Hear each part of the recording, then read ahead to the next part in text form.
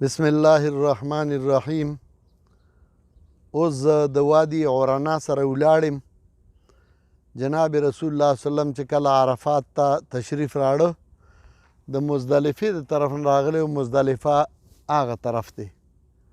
دا خوانه جناب رسول الله صلی الله علیه وسلم را روان شه او دا وادي عرنا ده.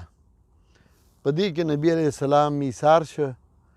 دلته ماسپښین مونځ یې وکړه، بیا خطبه یې ووې دلته، او بیا جناب رسول الله صلی الله علیه وسلم جبل رحمت څخه لاړ او هلته کې دعا وکړه.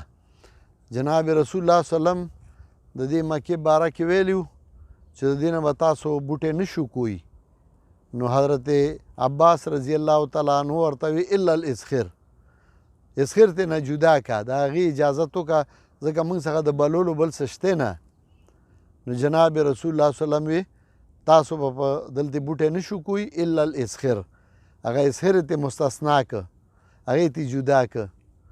جناب رسول الله صلی اللہ علیہ وسلم جب عرفات تشریف لا رہے تھے تو ادھر سے آئیے سامنے جو ہے مزدلفہ ہے، مزدلفہ کی طرف سے آئے اور پھر جناب رسول اللہ صلی اللہ علیہ وسلم ادھر یہ وادی عرن آئے.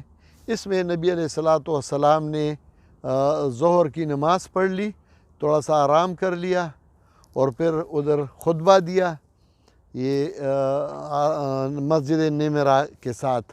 مسجد نمرہ 4 حصے ہیں، میں نے پہلے بتا دیا. ایک حصہ عرفات میں داخل ہے اور یہ 3 حصے باہر ہے. تو نبی علیہ السلام نے ادھر باہر خطبہ دیا اور پھر جبل شریف لے گئے اور ادھر نیچے نبی علیہ السلام کھڑے ہو کر انہوں نے دعا مانگی.